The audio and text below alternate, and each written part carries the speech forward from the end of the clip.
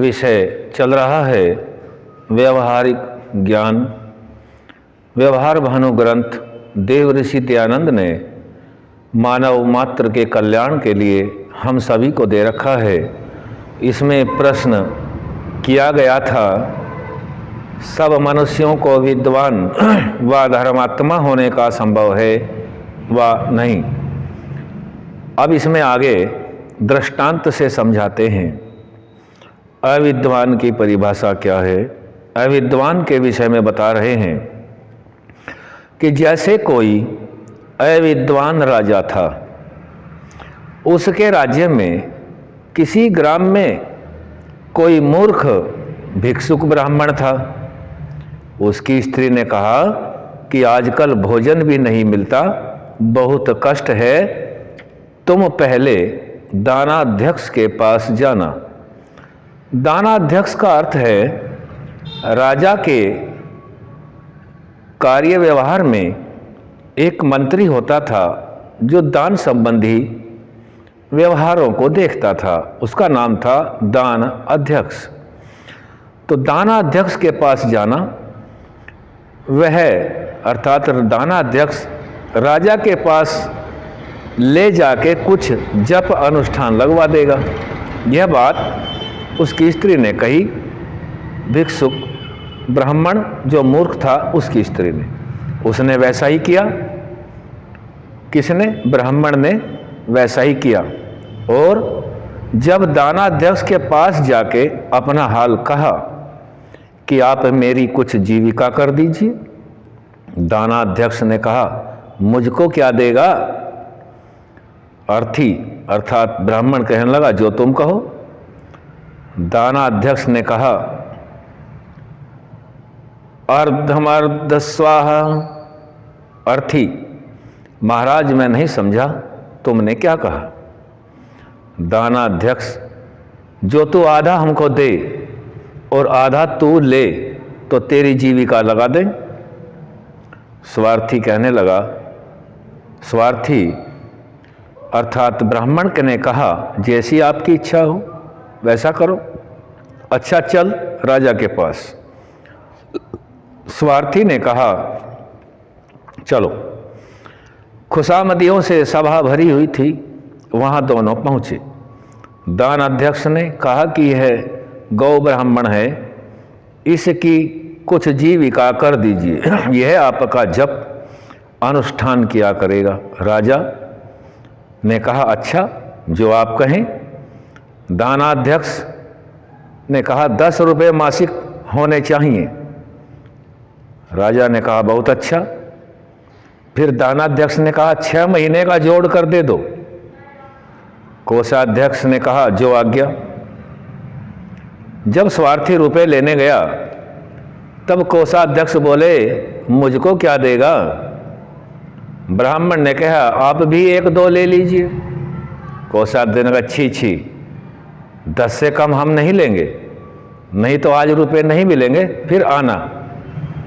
जब तक दानाध्यक्ष ने एक नौकर भेज दिया कि उसको हमारे पास ले आओ, तब तक कोषाध्यक्ष जी ने भी 10 रुपये उड़ा लिए। अब 50 रुपये लेके चला। 6 महीने के 60 रुपये तय किए गए थे, लेकिन 10 रुपये कोषाध्यक्ष ने उड़ा लिए। अब हो गए 50 जो शेष रहे। अब मार्ग में नौकर मिले। नौकरों ने कहा कुछ मुझको भी दे। फिर ब्राह्मण स्वार्थी जो मूर्ख पंडित था उसने कहा अच्छा भाई तू भी 1 रुपया ले ले। नौकर लाओ। जब दरवाजे पे आया तब सिपाहियों ने रोका कि कौन तुम, क्या ले जाते हो? नौकर मैं दानाध्यक्ष का नौकर हूँ। सिपाही यह कौन है? नौकर। नौकर कौन? जप अनुष्ठानी। सिपाही कुछ मिला? नौकर यही जाने। कहो भाई क्या मिला? स्वार्थी जितना कहता है जितना तुम लोगों से बचकर घर पहुँचे सो ही मिला। सिपाही हमको भी कुछ देता जा। स्वार्थी लो 8 आने। सिपाही लाओ। जब तक दानाध्यक्ष घबराया कि वह भाग तो नहीं गया, दूसरे नौकर से बोला कि देखो वे कहाँ गया। जब तक वह स्वार्थी आदि आ पहुँचे, दानाध्यक्ष लाओ रुपए कहाँ हैं? स्वार्थी ये हैं 48। दानाध्यक्ष वाह वाह वाह, 12 रुपये कहाँ गए? स्वार्थी ने जैसा हुआ उसके साथ वैसा बता दिया कि 10 रुपये कोषाध्यक्ष ने ले लिए, कुछ सिपाही ने ले लिए, कोई नौकर ने ले लिए, तो अब हमारे पास ये 48 बचे हैं, वैसा कह दिया। दानाध्यक्ष अच्छा, तो 4 मेरे गए और 8 तेरे गए। स्वार्थी पंडित कहने लगा अच्छा, जैसी आपकी इच्छा हो। तब 26 लिए दानाध्यक्ष ने और 22 स्वार्थी ने लेके कहा कि मैं घर आऊँ, कल आ जाऊँगा। वह दूसरे दिन आया। उससे दानाध्यक्ष ने कहा कि तो गंगा जी पर जाकर राजा का जप कर और ले यह धोती, अंगोछा, पंचपात्र, माला और गौमुखी। वह लेके गंगा पर गया, वहाँ स्नान कर माला लेके जप करने बैठा। विचार कर किया कि जो दानाध्यक्ष ने कहा था वही मंत्र है, ऐसा वह मूर्ख समझ गया और सरप माला खटक मणका में राजा का जप करूं, मैं राजा का जप करूं, मैं राजा का जप करूं, जपने लगा। तब किसी दूसरे मूर्ख ने विचारा कि जब उसका लग गया है तो मेरा भी लग जाएगा, चलो। वह गया और उसके साथ भी वैसा ही हुआ जैसा पहले पंडित के साथ हुआ था। और चलते समय दानाध्यक्ष बोले कि तू जा, जैसा वह करता है वैसा करना। वह गया, वैसे ही आसन पर बैठकर पढ़ने वाले का मंत्र सुनकर जपने लगा, तू करे सो मैं करूं, तू करे सो मैं करूं। वैसे ही तीसरा कोई धूर्त जाके सब कुछ कर करा लाया। चलते समय जैसे दोनों पंडितों ने किया ऐसे ही तीसरे ने भी किया। और चलते समय दानाध्यक्ष ने कहा, जब तक निर्वाह होता दिखे तब तक करना।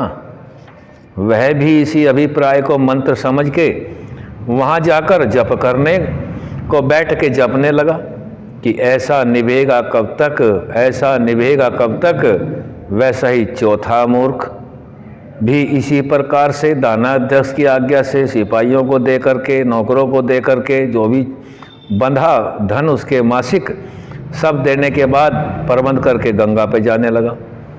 अब दानाध्यक्ष ने कहा कि जब तक निभे तब तक निर्वाह करना, और वो भी इस मंत्र को समझ के गंगा पे जाके जप करने को बैठ के उन तीनों का मंत्र सुना तो एक कहता है मैं राजा का जप करूं, मैं राजा का जप करूं, मैं राजा का जप करूं।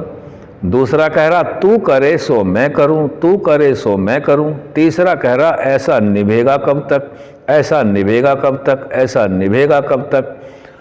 और चौथा जपने लगा, जब तक निभे तब तक, जब तक निभे तब तक, जब तक निभे तब तक। ध्यान रखो कि सब अधर्मी और स्वार्थी लोगों की लीला ऐसी ही हुआ करती है कि अपने मतलब के लिए अनेक अन्याय रूप कर्म करके अन्य मनुष्यों को ठग लेते हैं।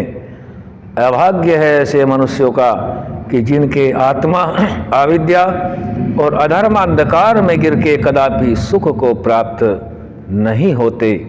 यहाँ अविद्वान राजा और मूर्ख पंडित का दृष्टांत से, इस व्यवहार भानु ग्रंथ से स्वामी जी ने हमें शिक्षा यह दी है कि हमें कोई भी कर्म बिना ज्ञान के नहीं करना चाहिए।